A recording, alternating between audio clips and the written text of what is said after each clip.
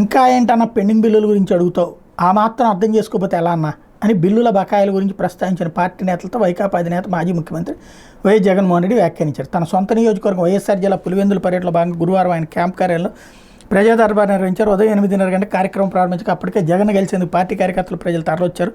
పలువురు నేతలు గుత్తేదారులు వైకాపా హయాంలో చేపట్టిన పన్నుల తాలూకు బిల్లుల గురించి అడిగారు. దీంతో జగన్ అసహనం వ్యక్తం చేస్తూ ఇప్పుడు కూడా బిల్లులు అడుగుతారు ఎందుకు ఏంటని చికాకుపడ్డారు. 11 గంటల సమయంలో కొందరు జగన్ గెలవడానికి లోనికి దూసిపోయే ప్రయత్నం చేశారు. కార్యాలయ ద్వారం వద్ద తోపులాట జరిగింది. ఇంతలో తలుపు పక్కన ఉన్న అద్దం కిందపడి పగిలింది. అద్దం మొక్కలు గుచ్చుకుని ఇద్దరు గాడిపోయిన మస్తానమ్మని జగన్ లోపలికి పిలిచి పరామర్శించారు. తోపులాటను అదుపు చేయడానికి పోలీసులు లాఠీచార్జ్ చేయగా కార్యకర్తలు అసహనం చెందారు. ఇది వార్త ఈనాడు రాసుకొచ్చింది.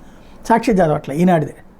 ఇక్కడ అసలు విషయం మనం మాట్లాడాల్సింది ఏంటంటే, జగన్ కార్యకర్తలకు దోచిపెట్టాడు, నాయకులందరూ దోచేసుకున్నారని కదా ఇప్పటిదాకా చెప్పింది. వాళ్ళ కాంట్రాక్టర్లకు డబ్బులు ఇవ్వలేదనినే కదా ఇప్పుడు ఈ విషయం బయటపెడుతుంది. మరి అప్పుడు దోచిపెట్టినట్టు అవుతుంది, అక్రమంగా సంపాదించి పెట్టినట్టు అవుతుంది. ఇదే విషయంలో తెలుగుదేశం కాంట్రాక్టర్లకు ఇవ్వకపోతే డబ్బులు పుంకాను కథనాలు రాశారు కదా, ఇప్పుడు మరి అట్ట ఎందుకు రాయట్లేదు, మళ్ళీ వీళ్ళదే తప్పని ఎందుకు రాస్తున్నారంటే, వార్తలు చచ్చిపోయి మనకి రాష్ట్రంలో కేవలం నువ్వు ఎలా ఆలోచించాలో డిసైడ్ చేయడమే వార్తలనే స్టేజ్కి రావడం వల్ల వస్తున్న సమస్య.